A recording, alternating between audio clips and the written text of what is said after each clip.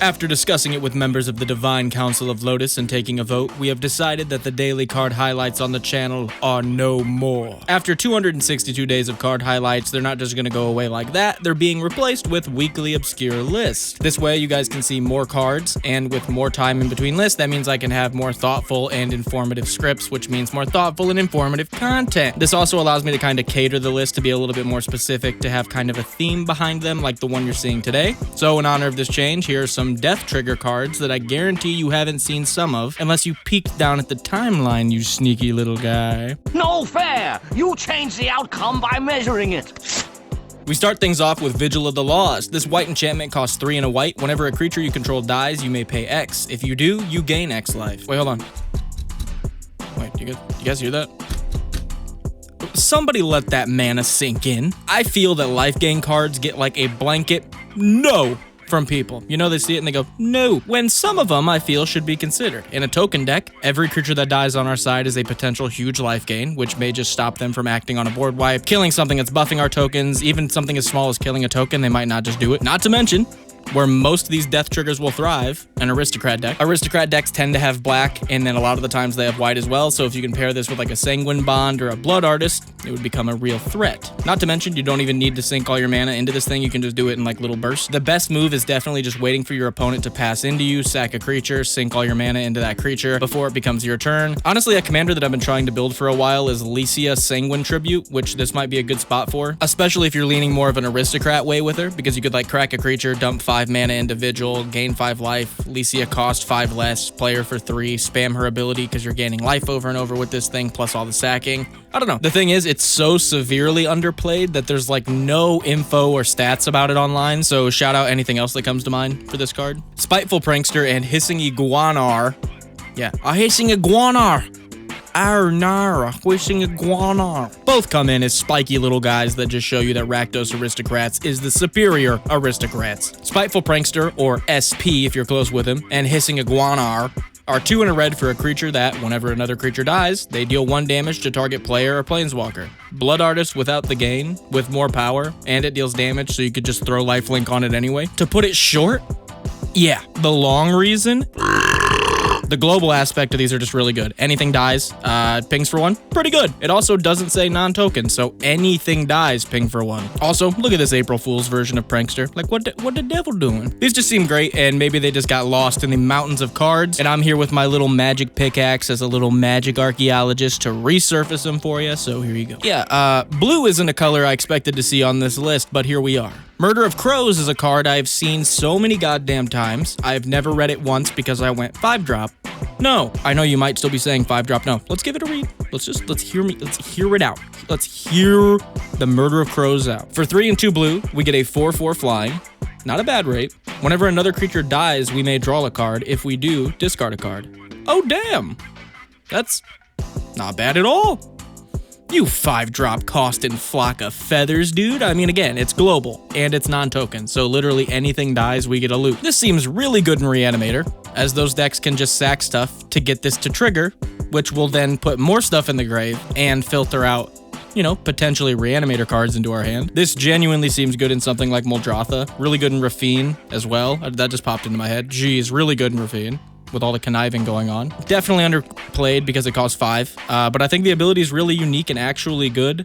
If it helps you, just think of it as like 2.5 Storm Crows stapled together. I know you guys like meme shit, so maybe that'll help you run it. Karu, Bloodsucker, I should call her. This thing is honestly a very unique card that I thought all my students should be made aware. For 2 and a black, we get a 2/2. Whenever a creature we control with power 4 or greater dies, each opponent loses 2, and we gain 2. It's also a sack outlet. You can pay 2 and a black, sack a creature, give it a 1/1 counter. I hate to sound like the coolest guy you ever went to school with, but this thing's sick. I feel like this would be good in like a Jund deck where you're trying to play threats and then buff those threats, all the while sacking them to this guy. You know, if they get targeted, if someone's like, hey, deal with that big thing, you're like, I'll just sack it to this and ping everybody for 2, gain 2, make this thing bigger. Sure.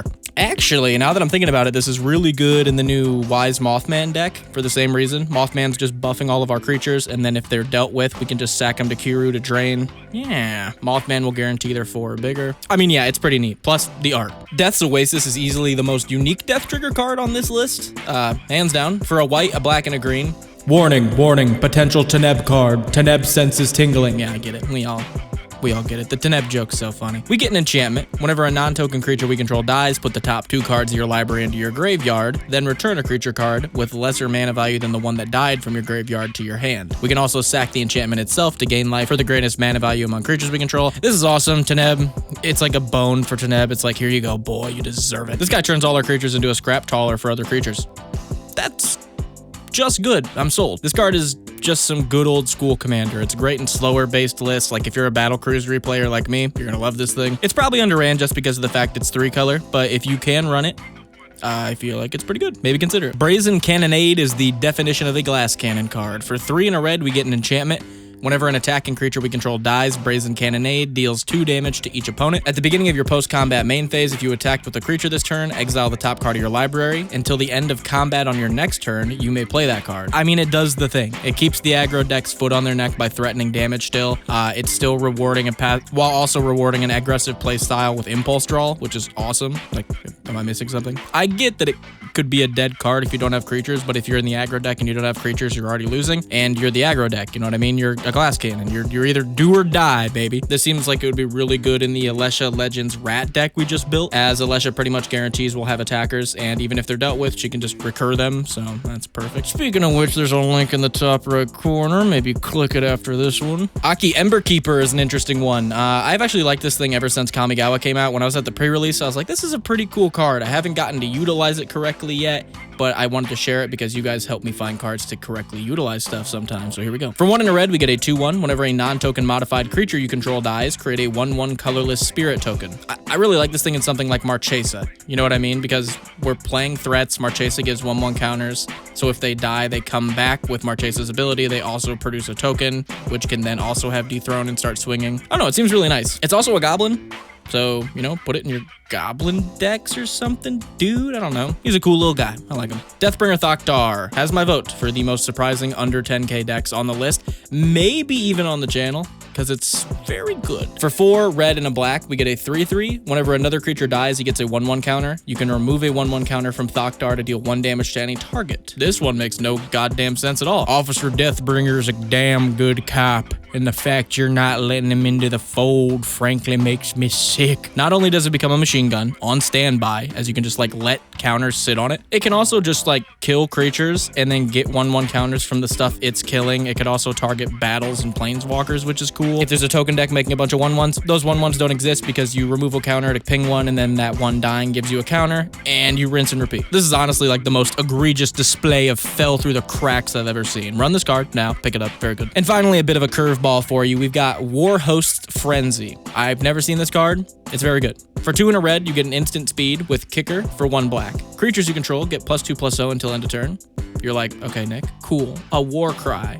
Why do I care? Oh, I don't know. Maybe because if it was kicked, whenever a creature you control dies this turn, you draw a card. Swing Face, instant speed buff. If it's kicked, draw off combat, or you can just sack if you're an aristocrat. That still counts. Or you board wipe. Play this in response. You can do a lot of different stuff with this, or you just don't kick it and you bash face and win with it. This thing rocks, again, in a glass cannon strat, go big or go home. Also, it doesn't say non-token, so in a token deck, this is really good. Maybe something like Prosh, as he's like also able to sack his tokens. He makes tokens, sacks tokens, now he's drawing cards. Seems pretty decent. But, as do all the cards on this list. I hope some of these cards find you well, and if you got any good obscure cards, send them my way. Comment them down below. Also, make sure to like and subscribe. We're trying to hit 10k by the end of the year. And check the description for any links, how to support the channel, and the email. Much love, guys, and go play some Magic.